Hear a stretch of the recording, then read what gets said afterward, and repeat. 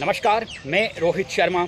आप मेरे साथ में हैं दिल से रोहित चैनल में। दोस्तों, लोकसभा चुनावों के नतीजे 4 जून को आ रहे हैं, लेकिन नतीजों से पहले राजस्थान में चाहे कांग्रेस पार्टी हो चाहे बीजेपी हो, इन दोनों दलों के जो टॉप लीडर हैं उनका आगे का पॉलिटिकल करियर क्या रहेगा, इसको लेकर कई तरह की चर्चाएं सुनने को मिल रही हैं। सोशल मीडिया में तरह तरह के जो वीडियो आप आए दिन देख रहे होंगे। राजस्थान की जनता के जेहन में भी कई सवाल तैर रहे हैं। कांग्रेस पार्टी हो चाहे बीजेपी हो, उनके कार्यकर्ताओं में, नेताओं में भी कई तरह के शंकाएं, कई तरह के सवाल दिलो दिमाग पर इस समय छाए हुए हैं। इन तमाम सवालों के जो जवाब हैं वो तो 4 जून को पता चलेंगे, लेकिन कुछ लोग ये कह रहे हैं कि अगर राजस्थान में कांग्रेस पार्टी को 4-5 सीट भी मिल गई, वैसे माना जा रहा है कि करीबन 8-9 सीटों पर कड़ा मुकाबला है कांग्रेस पार्टी का।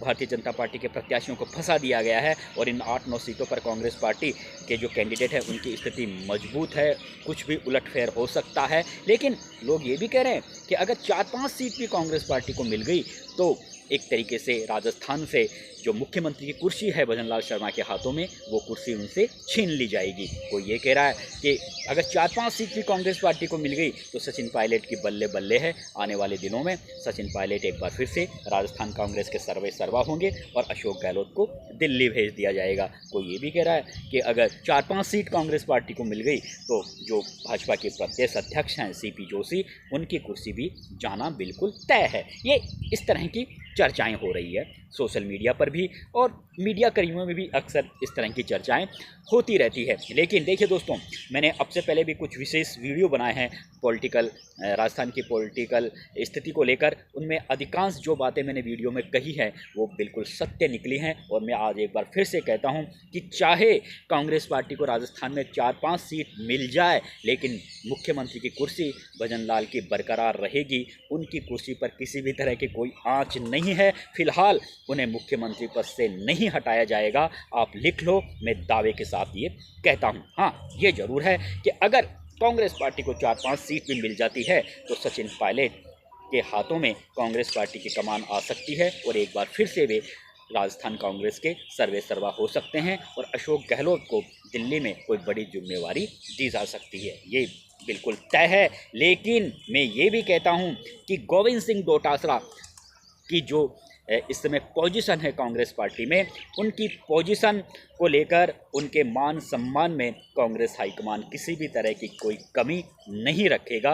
एक तो वे जाट बिरादरी से ताल्लुक़ रखते हैं, दूसरा उन्होंने जिस तरह से पिछले जो गहलोत सरकार थी और उन्होंने किस तरह से एक अपनी आधी अधूरी टीम के बावजूद उन्होंने जिस तरह से पार्टी के संगठन को चलाया और जिस तरह से वे केंद्र की मोदी सरकार के खिलाफ लगातार उन्होंने जिस तरह के कांग्रेस जनों में एकजुटता का भाव पैदा करके, यानी अपनी आधी अधूरी टीम होने के बावजूद भी उन्होंने जिस तरह का कोई जज्बा दिखाया, जिस तरह से पायलट और अशोक गहलोत की आपस की लड़ाई के बावजूद भी उन्होंने एक बैलेंस बनाकर रखा कांग्रेस पार्टी में, उससे कांग्रेस हाईकमान उनकी राजनीतिक कुशलता से अच्छी तरह से वाकिफ़ है। हालांकि ये बात ज़रूर है कि पार्टी को विधानसभा चुनावों में हार का सामना करना पड़ा, लेकिन कांग्रेस हाईकमान ये भी जानता है कि उन्होंने अशोक गहलोत को पूरी तरह से फ्री हैंड दे दिया था, चाहे प्रत्याशियों के चयन का काम हो चाहे चुनाव प्रचार का काम हो। तो जब पूरी तरह से आपने गहलोत को फ्री हैंड दे दिया तो आपने एक तरह से उस समय अशोक जो डोटासरा थे, भले ही उनके हाथ में कांग्रेस पार्टी की कमान थी, उन्हें एक तरीके से पंगु आपने बना दिया था। तो हार का ठीकरा डोटासरा पर कांग्रेस हाईकमान किसी भी हालत में फोड़ भी नहीं रहा, क्योंकि वो जानता है कि डोटासरा का कोई ज़्यादा हस्तक्षेप नहीं रहा, जबकि होना चाहिए। वो राजस्थान कांग्रेस के अध्यक्ष थे, लेकिन वे पहले अशोक गहलोत पायलट की लड़ाई में आपस में पिसते रहे और बाद में अशोक गहलोत को पूरी तरह से फ्री हैंड दे दिया गया विधानसभा चुनावों में। तो अगर पार्टी हारती है, वैसे राजस्थान में कांग्रेस ऐसा कोई बुरी तरह से भी नहीं हारी है, 70 सीटें मिली है, लेकिन इसलिए ये कहा जा रहा है कि विपरीत परिस्थितियों के बावजूद जिस तरह से डोटासरा ने अशोक गहलोत के साथ बैलेंस बनाकर रखा और उसके बाद में अब लोकसभा चुनावों में और जिस तरह से वो चुनाव जीते भी, उनके खिलाफ कई तरह के उन पर आरोप लगाए गए थे। राजेंद्र सिंह राठौड़ कई तरह के आरोप उन पर लगाते रहे और प्रिंट और इलेक्ट्रॉनिक मीडिया में भी उन पर कई तरह के जैसे छीटाकशी चली आ रही थी। अब वो सत्य है या असत्य है, मैं उस दिशा में नहीं जा रहा, लेकिन उसके बावजूद भी उन्होंने बहुत अच्छी वहाँ पर सफलता हासिल की। सुभाष महरिया जैसे बड़े दिग्गज नेता को उन्होंने वहाँ पर हराया।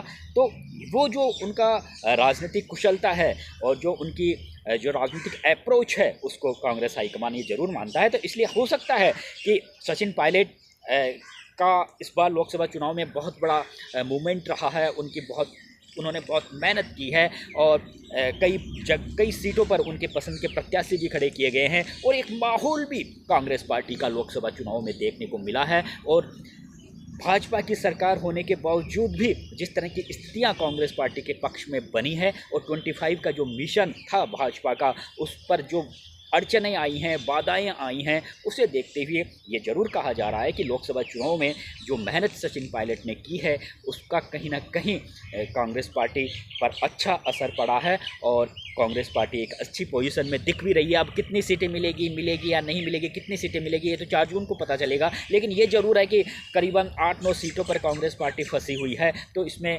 25 का जो मिशन है वो पूरा नहीं होगा और अगर ऐसा होता है और कांग्रेस पार्टी को अगर 4-5 सीट भी मिल जाती है तो सचिन पायलट की बल्ले बल्ले है। लेकिन हम ये मैं एक बार फिर से कह सकता हूँ कि गोविंद सिंह डोटासरा को एक तरीके से जिस तरह से गोविंद सिंह डोटासरा ने पिछले 5 साल अशोक गहलोत के साथ कदम से कदम मिलाकर रखा, सत्ता और संगठन में तालमेल उन्होंने बनाकर रखा और वो अपनी आधी अधूरी टीम के माध्यम से भी अच्छी तरह से वो पूरी तरह से संगठन की टीम भी नहीं बना पाए। लेकिन इसके बावजूद भी इन दोनों दिग्गज नेताओं की लड़ाई की वजह से उन्होंने जिस तरह से पार्टी का संगठन चलाया वो काफ़ी उनका एक तरीके से अच्छी उनकी राजनीतिक कुशलता थी। तो इसलिए उनकी राजनीतिक कुशलता को, उनके राजनीतिक कौशल को कांग्रेस पार्टी अभी भी उपयोग करेगी और हम अब आने वाले दिनों में ये देख सकेंगे कि सचिन पायलट और गोविंद सिंह डोटासरा ये जो एक नई जोड़ी हमें ज़रूर देखने को मिलेगी। यानी सचिन पायलट का रुतबा बढ़ेगा और उन्हें जिम्मेवारी मिलेगी, ये बिल्कुल कन्फर्म है। लेकिन गोविंद सिंह डोटासरा को भी एक तरीके से उनका एक साथी बनाकर उन्हें ये जिम्मेदारी दी जाएगी कि आप दोनों नेता इस राजस्थान कांग्रेस को आगामी विधानसभा चुनावों तक इस तरह से खड़ा कर दें कि अगली बार सरकार राजस्थान में बदल जाए। ये प्लानिंग है कांग्रेस पार्टी में दिल्ली में बैठे नेताओं की। यानी हमें गोविंद सिंह डोटासरा और सचिन पायलट, अब इन दोनों की हमें एक जोड़ी हमें आने वाले दिनों में देखने को मिल सकती है राजस्थान में। जिस तरह से पिछले 5 साल में गहलोत और डोटासरा की हमें जोड़ी देखने को मिली। लेकिन मैं आपको बात बताऊं, जिस समय मानेसर होटल में सचिन पायलट वहां पर कांग्रेस पार्टी के खिलाफ असंतोष अपना जाहिर कर रहे थे और उसके बाद में जिस तरह से समझौता हुआ सचिन पायलट के साथ में और जब सचिन पायलट से प्रदेश कांग्रेस की कुर्सी छीनी गई या उनसे लिया गया, डिप्टी सीएम का पद उनसे लिया गया, तो उस समय कहा जा रहा था कि गोविंद सिंह डोटासरा का नाम सचिन पायलट ने ही आगे किया था। हालांकि फिर ये बात अलग है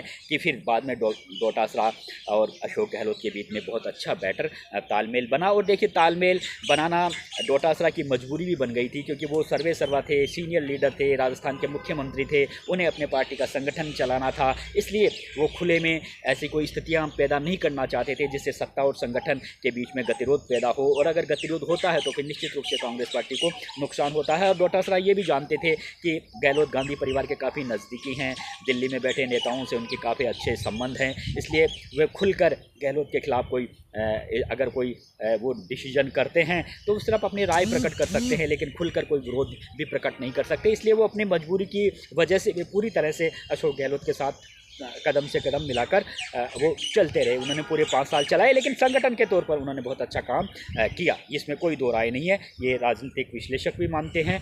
इसीलिए मैं एक बार कह रहा हूँ कि अब राजस्थान में सचिन पायलट और डोटासरा इन दोनों को एक बड़ी जिम्मेवारी मिलेगी और दोनों को, और इसमें कोई दो राय नहीं है। डोटासरा एक ऐसे लीडर हैं जो बिल्कुल पार्टी के हित के लिए बैलेंस बनाकर चलते हैं, जाट बिरादरी से ताल्लुक़ भी रखते हैं, तो जाट बिरादरी में भी अच्छा मैसेज बना रहेगा।